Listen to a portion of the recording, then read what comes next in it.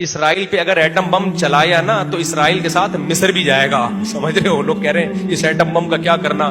آج یہ Pakistan atom bomb اسرائیل پہ کیوں نہیں پھینک دیتا؟ ایٹم بم کا اصول ہے، یاد رکھو، وہ پٹاخہ نہیں ہے. جب وہ کہیں پھٹتا ہے نا تو 25-30 ملکوں کو اپنے ساتھ لے کے جاتا ہے.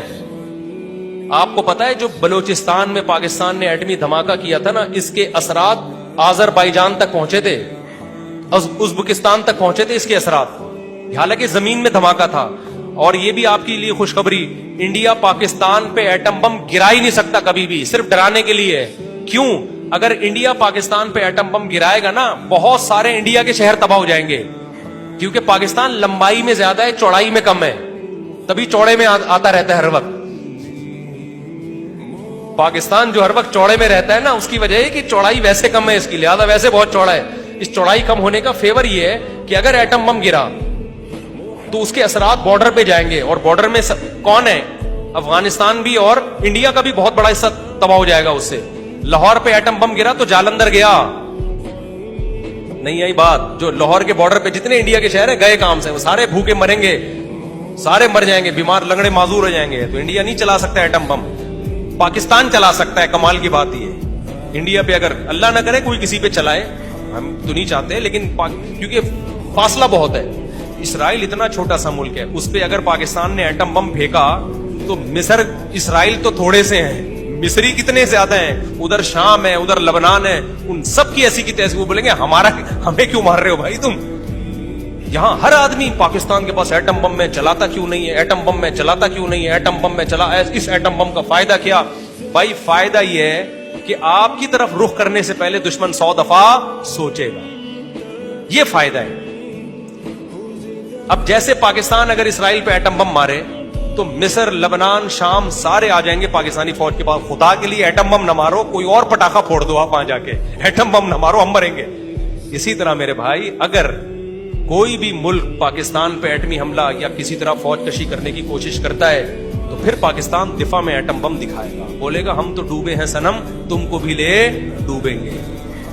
ایک لمٹ میں رہو، اس سے آگے. ایٹم بم کا یہ فائدہ ہوتا ہے، ڈیفنس، اور وہ ڈیفنس ہو رہا ہے. تبھی پاکستان کے وہ حالات نہیں ہوئے جو لیبیا کے اور عراق کے حالات ہوئے ہیں. یہ کس کی وجہ سے؟ بم کی وجہ سے. تو کیونکہ مرتا کیا نہ کرتا نا.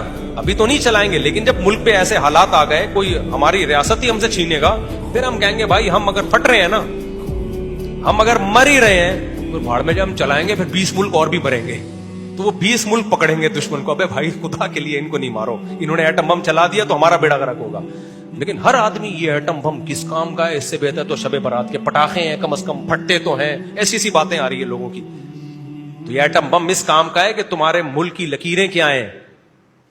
اس کی وجہ سے میں انڈیا کچا چبا چکا ہوتا اب تک. تمہیں انڈیا کو پتا ہے ہم ایٹم بم چلائے نہ چلائے، اگر زیادہ ہم نے کیا نا، بارڈر کے اندر گھسنے کی کوشش کی، ان کے علاقے لینے کی کوشش کی، تو جب ملک جب ہاتھ سے جائے گئی تو پھر فوج بولتی ہم تو مر ہی رہے ہیں، ملک ختم ہی ہو رہا ہے، تو 2-4 اور بندے مار کے جائیں ہم، تو پھر وہ چلا دیں گے. تو اس لیے وہ بٹن پہ پاؤں رکھ کے کھڑے ہوتے ہیں اور بتاتے ہیں کہ قریب آئے تو چلا دیں گے بٹن ہم. تو یہ ایٹم بم اس کام کا. یہ اس لیے نہیں ہے کہ اسرائیل پہ جا کے پھوڑ دیا، اور اسرائیل بھی گیا اور اوس پڑوس کے، اور بیت المقدس بھی گئی. تو جب وہاں جو ریز پھیلیں گی تو اس سے تو جو فلسطینی وہاں پہ وہ کہیں گے بیت المقدس ہمارے کس کام کا بھائی، ہم تو سارے لنگڑے لولے ہو گئے. تو ہر آدمی دیکھو نالج زیرو ہے لوگوں کے پاس، تبصرے ایسے کرتے ہیں جیسے اگلا وزیر اعظم یہی ہوگا. اس لیے پھینکنا چھوڑ دو لمبی لمبی، ٹھیک ہے نا، منفی باتیں کرنا چھوڑ دو. ہاں حکمرانوں پہ دباؤ ڈالتے رہو، کیونکہ یہ بہت نیک نہیں ہے ہمارے حکمران.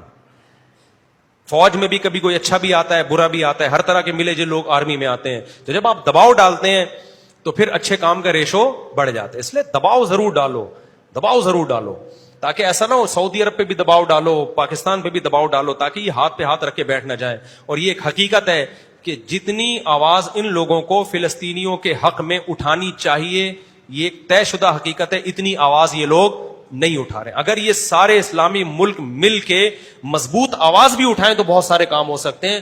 لیکن یہ مجرمانہ غفلت ہے. جتنی پاورفل آواز اٹھانی چاہیے یہ وہ آواز. ہم نہیں کہہ رہے کہ بم پھینک دو، یہ کر دو، اس سے بہت زیادہ مسائل خراب ہو جائیں گے. ابھی تو یہ تیسری جنگ عظیم کی طرف حالات جا رہے ہیں, اس میں تو سارے ملک تباہ ہوں گے. پھر تو اگر دنیا نے یہودی کا ہاتھ نہ روکا, اس جنگ بندی کی کوشش نہ کی, تو یہ دباؤ ضرور ڈالو اپنے حکمرانوں پر. لیکن اگر بم چل گیا نا میرے بھائی, تو پھر وہاں سے بھی ادھر بم چلے گا. پھر پاکستان کے اتحادی ایک طرف ہو جائیں گے, ان کے اتحادی ایک طرف ہو جائیں گے, پھر بم ہی رہے گا. پھر یہ جنگ رکنے والی نہیں ہے. اور جو ابھی کہہ رہے ہیں نا ہو جائے, بہت سے لوگ ایسے بھی ہیں کہہ رہے ہیں ایک دفعہ ہو جائے یار.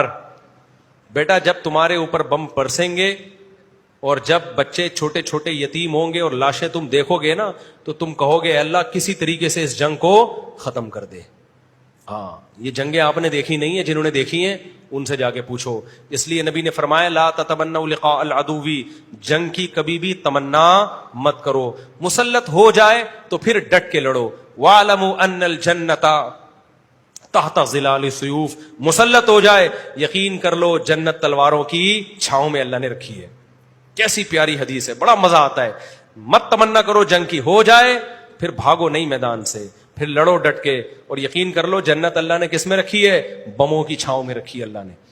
تو خلاصہ میری بات کا یہ نکلا, جب تک پوری نالج نہ ہو بات نہ کرو, چپ کر کے آرام سے, نہ کسی کو اچھا کہو نہ کسی کو برا کہو. بولو بھائی ہمیں نہیں پتا یار, ہم تو گھر کے آلو پیاز ٹماٹر سے فرصت ملے گی. دعائیں کرتے رہو اور اپنے حکمرانوں پہ دباؤ ڈالتے رہو.